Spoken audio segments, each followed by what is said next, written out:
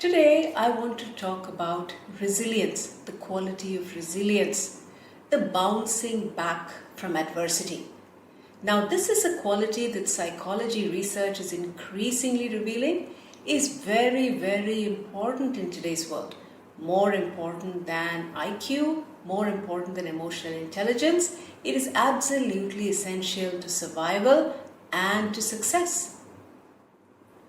When we talk about resilience in terms of psychology, we typically include two things. For resilience to be there should be adversity, something negative that happens to us. This could be a loss, the loss of a person, the loss of something precious to us, or it could be a negative event that happens to us, a personal failure, a personal setback. But we need adversity. Without adversity, there would be no need for resilience. The second part of resilience is the bouncing back from the adversity. Now, this bouncing back is not just a passive thing where you just grit your teeth and bear it and wait for the adversity to get over. This bouncing back has positive connotations. You bounce back with lessons, with insights, with strength. You become stronger, you become wiser. So the positive bouncing back from adversity is an essential part of resilience. Now the human brain is naturally resilient.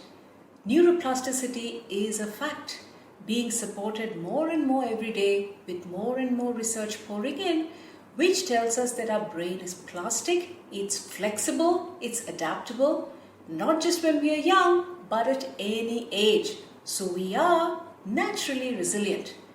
The trick is to wait for that period of devastation post the adversity when our natural resilience kicks in and not do anything in an impulsive hurry, not do anything before that resilience kicks in. So wait for your natural resilience to kick in and you will be fine. Now, my students often ask me when we talk about resilience or when we talk about positive psychology in general, how can someone be positive all the time when something bad happens to you? How can you be cheerful? How can you be optimistic? How can you bounce back? But that's not what positive psychology says. That's not what the research says. That is not what resilience is all about. When adversity strikes, you will go through a period of devastation. You will be depressed, you will be angry, you will be agitated, you will be anxious, you may feel like giving up, right? And that is perfectly normal.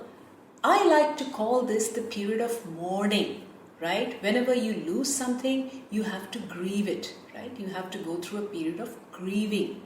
And just like that, whenever you face any adversity, you have to go through a period of mourning, a period of grieving that adversity, right? You will have to go through the depression, the angst, the devastation, right? Agitation, anger, anxiety. You feel like you want to give up, and that's perfectly fine. That's a part of the grieving process. That's a part of bouncing back, and it is needed. But after that, you need to dust yourself, get back up and move on. You need to bounce back after that. That's what resilience is all about. So the next question is, how can we become more resilient? We all know that some people are more resilient than others, right? Some people are naturally more resilient, others are less resilient. Different people have different ways to bounce back from adversity. But there are a few things we can do to train ourselves. That's the beauty of neuroplasticity, right? We may not be naturally resilient, but we can build those skills just like any other skill. So how do you do that?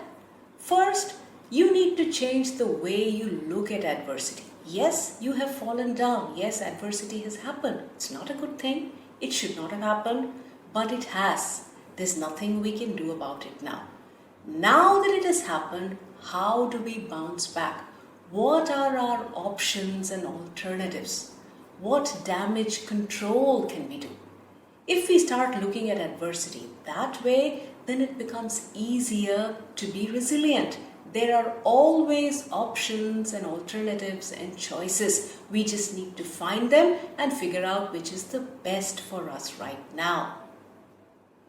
It helps to have emotional support from people at work, if it's a situation at work. So from your colleagues, from your team, from your supervisor, from your bosses, as well as from human resources. It helps to have emotional support, someone you can lean on, someone you can trust, and that will help you be more resilient.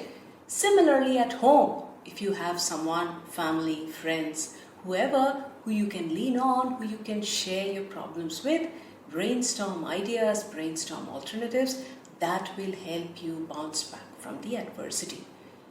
The corporate culture, right, the organizational culture which you're a part of, also determines whether it will be easier for you to bounce back or not. Some organizations focus on long-term learning, growth and development. So they do not penalize short-term failures, they do not penalize risk-taking, they are more bothered about long-term success, long-term excellence. And in such cultures, it is easier to bounce back, it's easier to be resilient. Other organizations may focus a lot on short-term success, on short-term achievements, and in such cases, failure may not be tolerated as much. So resilience may be harder in such cultures. So that's all I had for today. Give your natural resilience a chance to work and do these few things to develop your resilience. If you liked the video, subscribe to my channel. Thank you.